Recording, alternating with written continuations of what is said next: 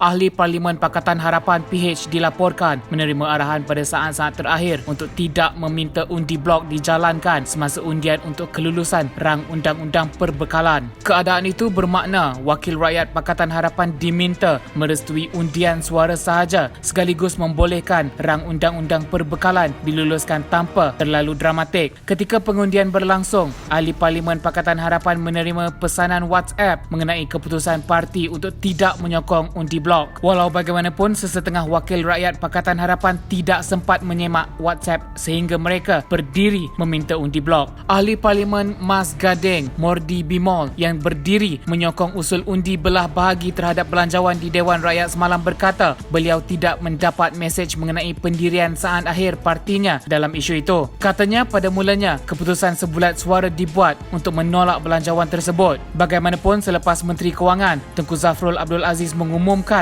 sejumlah bantuan kepada rakyat dalam ucapan penggulungannya, Ketua Pembangkang Anwar Ibrahim memutuskan untuk membatalkan undian belah bahagi melalui aplikasi WhatsApp. Pengerusi DAP Sarawak Chong Chieng Jen berkata Ahli Parlimen Pembangkang akan membahaskan peruntukan belanjawan kepada setiap kementerian pada minggu-minggu akan datang. Beliau berkata sekiranya peruntukan kepada semua kementerian diluluskan sekalipun, bacaan kali ketiga belanjawan juga melibatkan pengundian. Seorang ahli parlimen juga memberitahu bahawa kelibat Wakil Rakyat Gua Musang Tengku Razali Hamzah dan Padang Rengas Datuk Seri Muhammad Nazri Abdul Aziz tidak kelihatan semasa undian suara dijalankan. Kedua-dua ahli parlimen bagaimanapun kelihatan dalam Dewan Rakyat pada sebelah pagi. Ketua Pembangkang Datuk Seri Anwar Ibrahim pula berkata beliau meminta ahli parlimen Pakatan Harapan untuk mengizinkan kelulusan bajet 2021 selepas Menteri Kewangan bertolak ansur dengan sesetengah permintaan Pakatan Harapan. Bekas Perdana Menteri Tun Dr. Mahathir Mohamad telah membidas Wakil Rakyat Pembangkang kerana gagal membawa Dewan kepada undi blok apabila cuma 13 ahli parlimen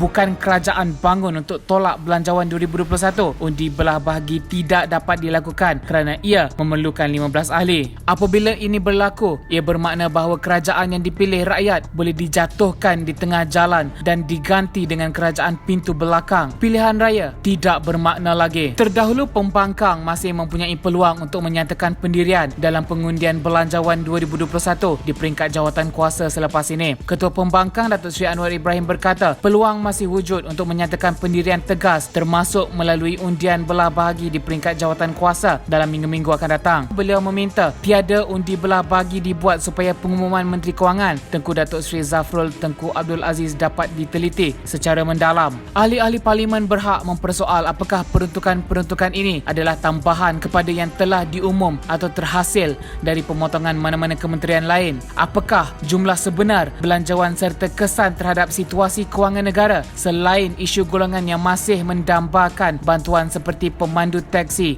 pengusaha kantin dan ramai lagi. Anwar berkata dalam sejarah perjalanan Parlimen Malaysia belum pernah belanjawan dipinda seperti berlaku di Malaysia. Menurut Anwar lagi, ini adalah tanda kesediaan Perikatan Nasional PN melakukan apa sahaja untuk kekal berkuasa termasuk melanggar duluan Parlimen. Untuk info dan perkembangan politik yang lebih menarik, sila subscribe, share dan like di saluran TV One Channel.